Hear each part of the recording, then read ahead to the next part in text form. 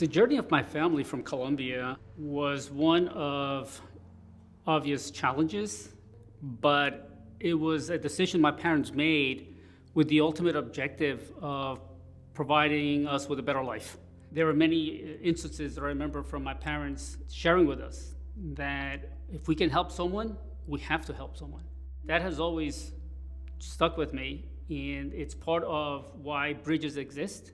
The inspiration behind Bridges 2030 was a combination of my Colombian background, arriving in the US, working with the United Nations in the Sustainable Development Goals, and I had the opportunity and the privilege to meet several people from developing countries.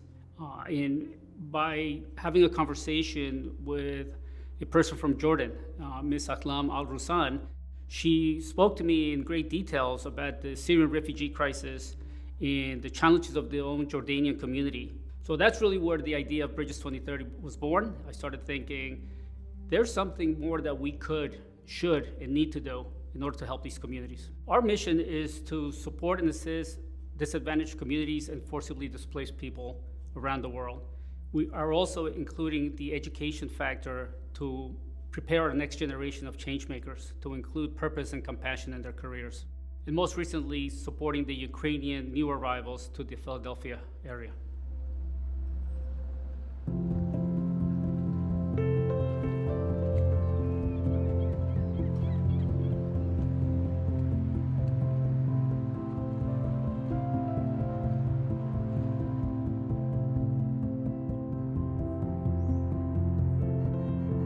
I learned about the arrival of a couple of families that were being housed at the St. Michael's Church here in Philadelphia. I felt compelled to meet them and support in any way possible. So I ventured to the church and I met the community at the church, including the new arrivals, and that really spoke to me in a very significant way to get more involved. I've also had the opportunity to meet Stacy Harpster at the church. She was in the same mode of helping and volunteering, and we connected and started developing this relationship of how can we do more for everyone in that church, in the community, and in new arrivals that will continue to come to Philadelphia. We were kind of helping, I think, independently for a few months, the Ukrainians who arrived into Philadelphia. But over time, Fernando and I connected and we were able to collaborate more and help the Ukrainians get more comfortable and resettle in our city of Philadelphia. It's so many people, so many wonderful neighbors, businesses, and healthcare institutions. I've been able to work with people to secure doctor's appointments for Ukrainians who have arrived. We also were able to get a child into daycare, a child into a karate class. We were able to get 6 weeks of camp for another child. Trying to get these people and these young children some normalcy in their lives, even though they're in a foreign country and in a place where they don't know the language and they're not with their family, extended family, and their friends. The generosity of our donors and support network that we have allowed us to do a couple of very meaningful things. One is donating money to the church to continue their efforts in supporting new arrivals. We helped the community center in Ukraine purchase a generator. The winter was coming. Winters are harsh, no electricity, no heat.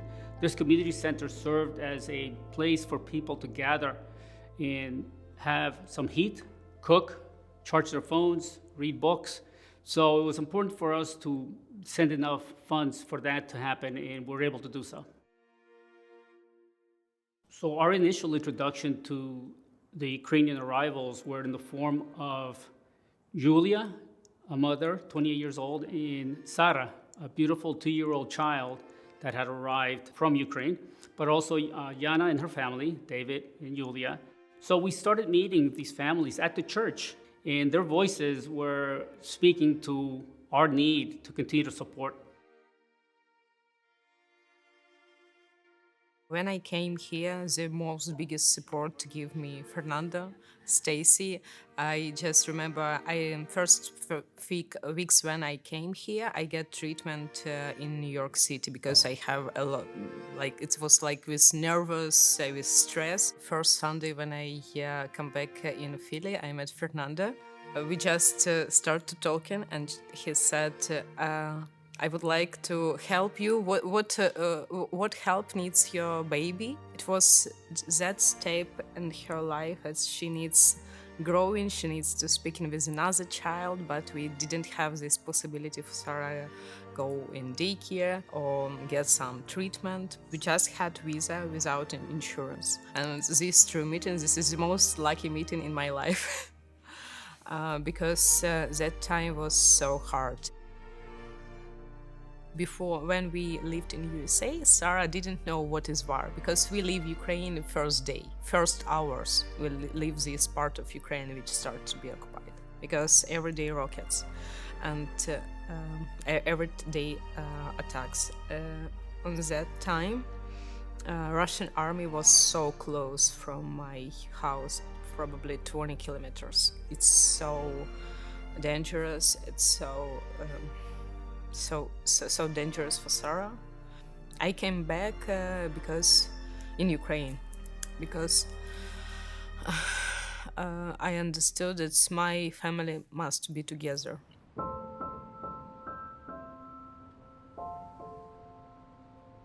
Це дуже довга історія.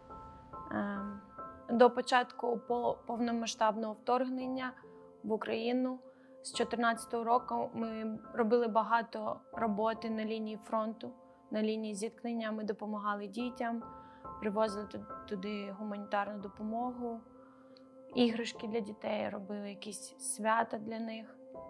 І ми морально вже були готові до будь-яких подій, які можуть статися з нами.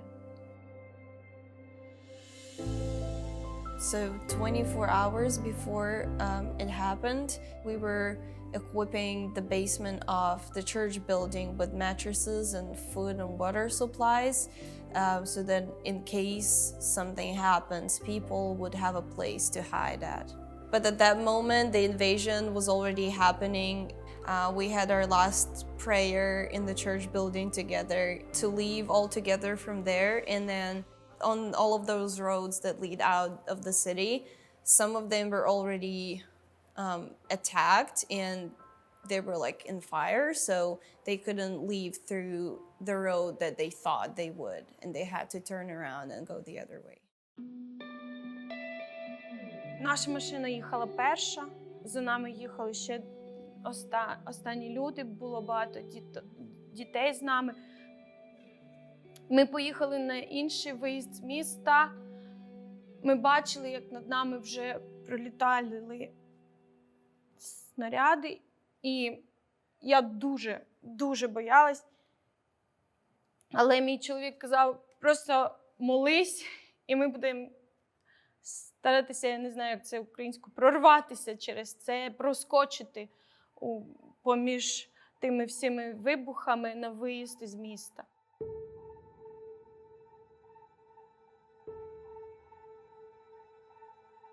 І вже коли ми доїхали до Тернопіля, місто Маріуполь вже було закрито, і туди не можна було повернутися. So by the moment we got to that city, Mariupol was occupied completely and there was no way to get back. It was around 32-hour journey for us from the moment we left till the moment we got there. Being here in Philadelphia without my father, that's really hard. Always time in Ukraine, I've been with my father. My father is my actually best friend, and I like to speak with him, I like to walk with him, but right now I have my mom and my sister, and we don't have people who can help for being father in family. I know with my cousins that came here, because we brought a lot of cousins here as refugees in my family, I know with them they have like alarm set in their phone, like they have like a siren anytime like missile will fly over their neighborhood, because the siren is supposed to tell them to go to the bomb shelter. It's scary. I need to take part to do something for this country will be safety. It's so hard, but it's possible. Well, the resiliency of the Ukrainian people is something that every Ukrainian is awfully proud of. That's how we grew up, that's what we knew. Ukraine has been invaded, has been pillaged over and over and over again since its existence, and we are still here. And I think that this particular war, this particular time, this particular generation, once and for all, make everybody understand that we are not going away. The crisis in Ukraine has impacted me on a day-to-day basis. As I'm watching this, I've also realized the courage of the Ukrainian people in their fight for freedom and democracy. I was inspired by that. I felt that this was something that was unexpected by most of the world, and the struggle continues. So I really felt there was another narrative we needed to share with the world. There's another part of this that talks about inspiration, courage, and determination. And that's how I started thinking we should tell the story from a different perspective. I felt it was important for us to share with the global community not only the pain, but also the courage that we are witnessing every day. And to do that, I felt the documentary was a good vehicle for us. And we also wanted to make sure we understood candidly and explicitly some of the challenges that are being experienced on a day-to-day basis. From watching so many documentaries, it's kind of a hobby of mine. One of the lessons that I learned was that to tell a story, you should experience the story. So it was of significant importance for me to go to Poland and follow the footsteps of those challenged by the events that occur starting February 24th, 2022. So the idea to go to Poland was born from the fact that for us to have this conviction and this passion to tell our story properly, we should go. And we should talk to those unsung heroes, those NGOs and nonprofits. And those NGOs needed to be heard from as well. A missile striking an industrial park in western Ukraine. Unleashed on Ukraine as the sun came up this morning.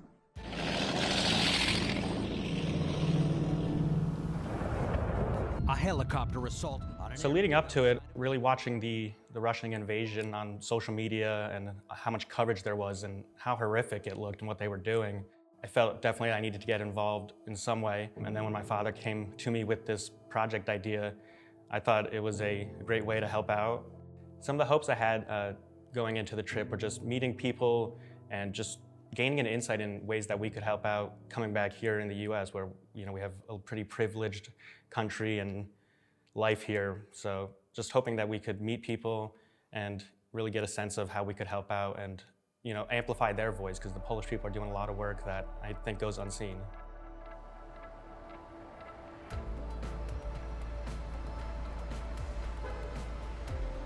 Once you landed there, you definitely understood and realized that all the Ukrainian flags you see all over the country, all the Polish flags we see all over the country, there's this feeling of passion and compassion for what's going on.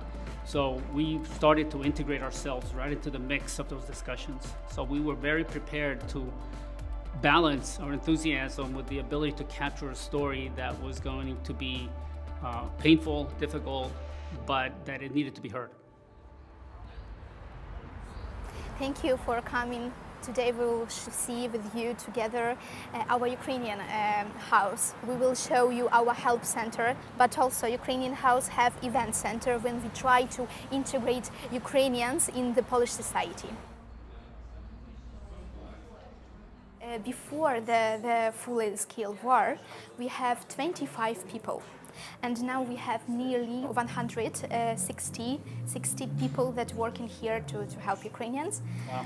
And also we have 2 Ukrainian schools, we have a library, we have also 6 Ukrainian women clubs. And we're doing this because we want Ukrainians to feel them safety here, because they come here with the different problems.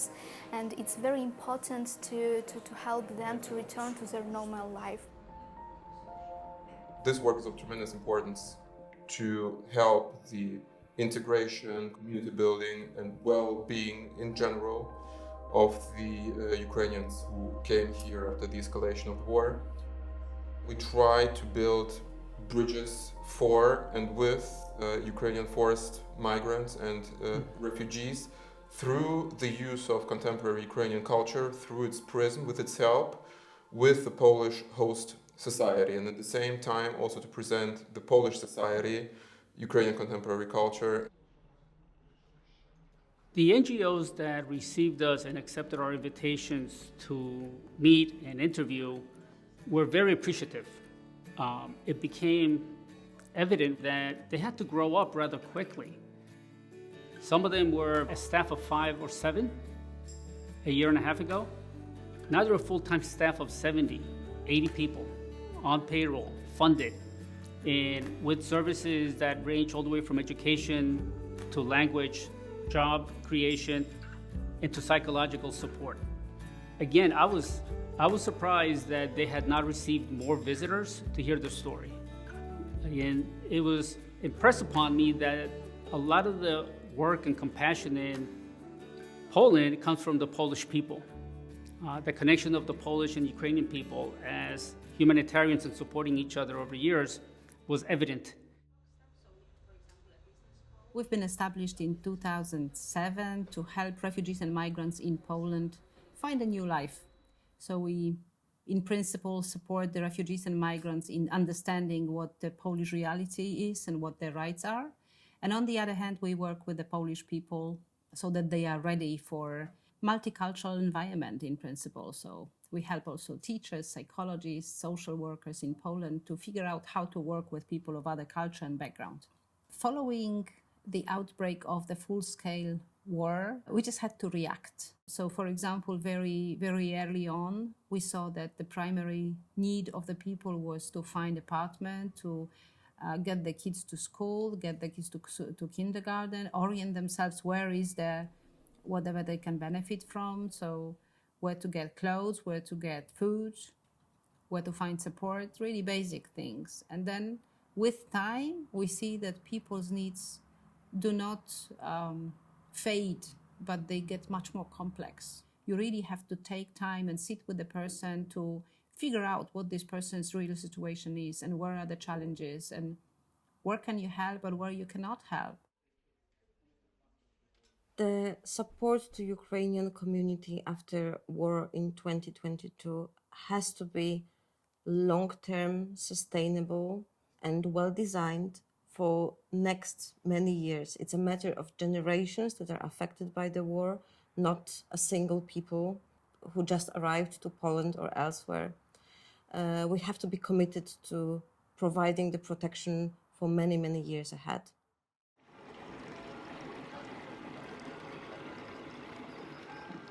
Walking in Warsaw's old city, we always notice the young Ukrainian fundraisers seeking donations from locals and visitors, each with a cause to help the homeland. Funds for an ambulance, for medical supplies, for generators were very common. We wanted to meet and speak with these young Ukrainians, make a connection and share with them that they are not alone, that the world is watching and supporting. But to these young minds, most of high school age, it was difficult to comprehend why more was not being done. With their fathers at the front lines, every day brought a new worry. Leaving Warsaw, we learned about Przemysl, a town near the Ukrainian border where thousands of forcibly displaced Ukrainian families arrived when the full-scale invasion started. As Alex and I talked about where do we go next, we decided to visit the main train station in Przemysl to better understand the challenges in response to action by the Polish people.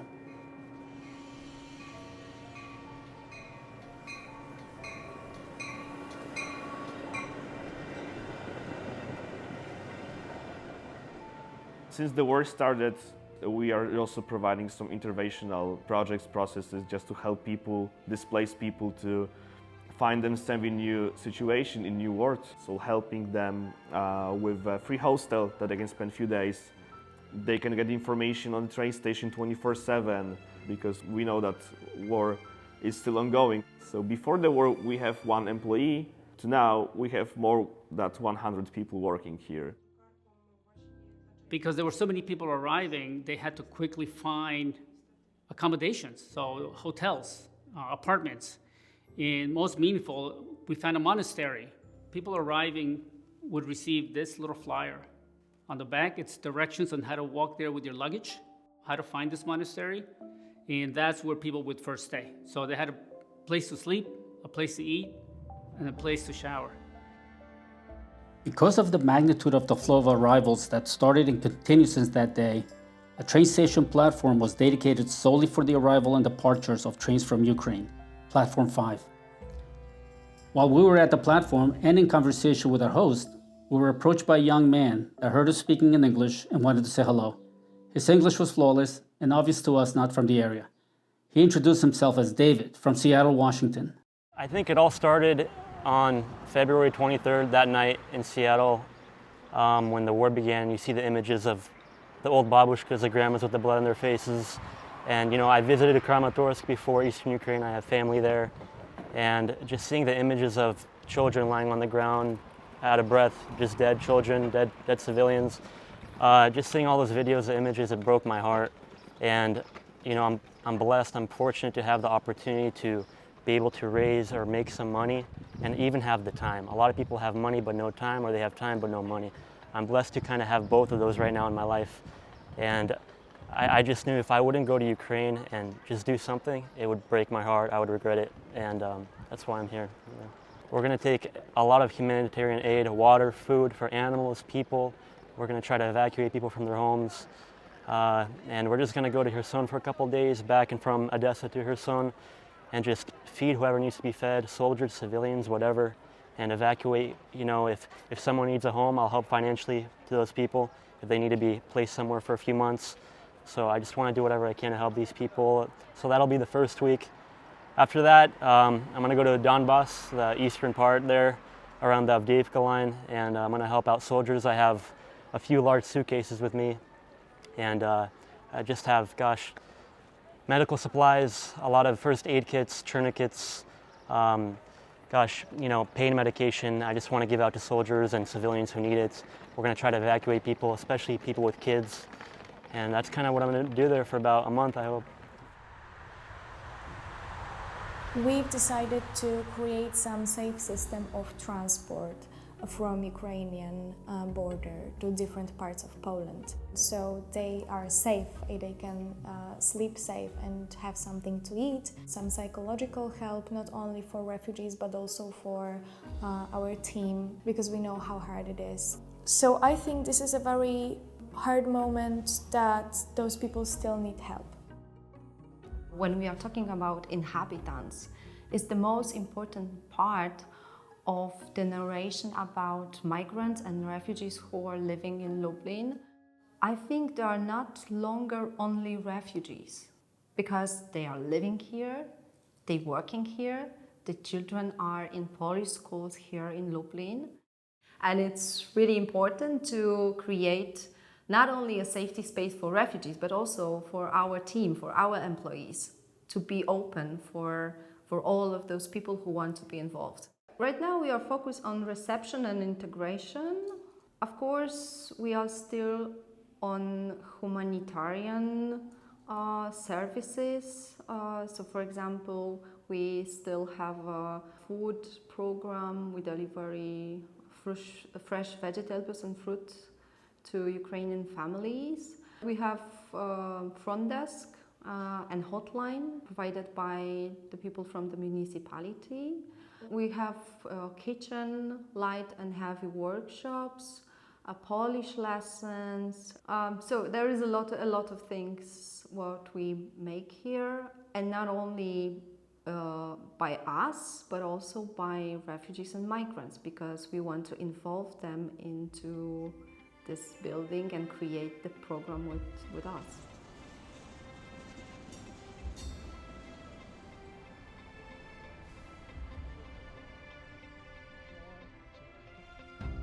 In all of the interviews and all the people we spoke with, they felt a duty to help. They were not doing it for the money. They were not doing it to advance their careers. They were doing it because they felt this pull within their emotional well-being of having to help. Not wanting, but having to help. There's many of us that are out there understanding the need, requirement, but it's the word duty that really resonated with me. It's not just a responsibility, it's a duty that we have to help our human beings. Regardless of nationality, political views, or religion, everyone has a voice. As we departed Poland, we reminded ourselves of the need to share our mission with the next generation of changemakers at high schools and universities. Not only to share and educate, but to encourage engagement and a call to action to ensure a legacy of empathy is included in their lives and careers moving forward. As we expanded our network of higher education institutions, we were grateful to meet and connect with Dr. Bill Hunter at Lehigh University. For me, we've been lucky enough, fortunate enough, I'd say, to have been found by Bridges 2030. So I'm always very cognizant of the role of universities as it relates to global challenges. Where do we fit in? You know, the university itself, academia, higher ed in the United States, still has to focus on the core issues as it relates to STEM and arts and sciences and others. But we have to remain timely and, in fact, almost sort of predictive, ahead of the curve, trying to understand where humanity is headed and how to guide our students and how to teach them how to inculcate these sort of understandings of how to make sense of current situations. COVID, war, famine, all sorts of things. That's where we really become a guide and a mentor, but also sort of leading them down a path to help them understand the broader issues that face our society. And so our job as educators is to really challenge the students to think much more broadly than beyond the books. My takeaway from our experience, my students' experience working with Bridges 2030, is that it accomplished a goal that I have as an educator, and that is I want to expose my students to opportunities to use their skills and talent to promote good in their communities, in their regions, in our country, as well as internationally. And this was a chance for my students to really recognize that they're citizens of the world and really experience that shared humanity. When they were able to meet the Ukrainians that are being supported by Bridges 2030, it really resonated with the students to hear their stories firsthand. It was quite moving. So prior to my involvement with Bridges 2030, most of my relationship with the Ukrainian crisis was just what I heard about on the news. So I didn't have a direct connection, and working with Bridges 2030 helped me conceptualize and materialize that it was not just a war, but a world history event that was affecting millions of people. So meeting Yana was definitely the most impactful part of my internship with Bridges 2030. But meeting Yana helped me personally and the members of my team create a personal connection with what was going on. She shared her story with us. It was emotional. One of the things I remember is just her talking about missing her books from her home in Ukraine, which was something that you don't think about smaller things like that. You think about larger things like having to leave your home behind. And I remember her saying that you give good and it comes back to you. So I sort of try and keep that mantra with me.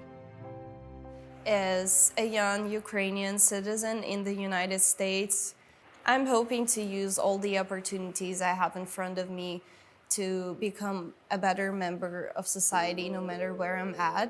And in the best scenario, I would want to go back to Ukraine, and I would want to be the one who helps rebuild the country after the war is over, but I would want to still be remembered as a strong and brave and hardworking person in any scenario.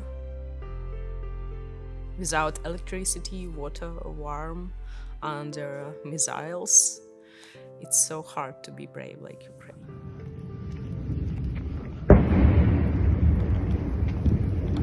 Every Ukrainian believes in this Ukrainian win on this war because it's our country and we just protect our. We would not like another, just protect our home. Listen to real Ukrainians and ask them what are their experiences. Hear from their perspective and not from someone on the internet.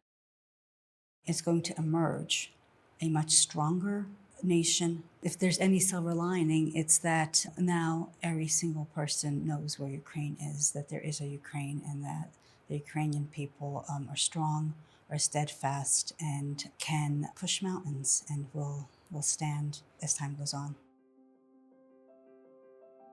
The Ukrainian community has a long history of established roots in the Philadelphia area. Since World War II, many Ukrainian families started to migrate to the region, and today, Philadelphia has the second largest Ukrainian community after New York City. The rich history, traditions, and culture have been a core focus of the Ukrainian diaspora and led to the formation and development of the Ukrainian Educational and Cultural Center in Jenkintown, Pennsylvania. The Ukrainian community here in Philadelphia holds its culture very close to heart, and we exude it with every festival and event that we have, just because we hold it so dearly, and other nations have tried to take it away, so we really hold it closely through our Ukrainian dancing, our folk songs, our embroidered shirts. It's so unique, and we really are passionate about it and want to share it with the world. Here at the Ukrainian Center, you can find multiple generations of Ukrainian American people. We have children all the way from newborns going to our Ukrainian daycare, all the way through school students. We have a Ukrainian school through kindergarten to 12th grade, and then we have our senior association. So you can find multiple generations all supporting one another, and that's really what's important here and what we're trying to emulate, specifically for the Ukrainian refugees that came, because they're coming here lost, and American culture is pretty hard to assimilate into. So having them being able to come here with all their generations and integrate seamlessly into this diaspora is key. So this room really exemplifies and magnifies that cultural aspect to the Ukrainian Educational and Cultural Center. You can see all throughout here artifacts, real artifacts of a region in Ukraine in the Carpathian Mountains, and it exudes the rich culture that we have here. Arriving Ukrainian families find a place of comfort and connections as they start a new life in the Philadelphia area. Particularly meaningful for the young and innocent that have been impacted physically and emotionally by the atrocities of the invasion. Their lives forever changed, an uncertain future. This center provides a reminder of home and ensures culture and history remains for future generations. Our legacy is every life we touch, and we should think about that more. And you, the young generation, should think about that more as you venture into your careers, because there's an opportunity for you to do something. Despite the horrors of the situation and the crisis, every Ukrainian that I speak with has this wonderful fire within them about their homeland. It's very much connected to my own culture, and that resonates with me from the standpoint that the Ukrainian community, whether in Poland or here in the US, is resilient and refuses to consider that this would end their homeland, that this will be the end of Ukraine. This fight is for themselves, for their people, but at the end of the day, it's for all of us. It's for democracy. Я вірю, що українці, вони можуть змінити світ тим, що вони є тих, хто вони є. Все, у меня есть.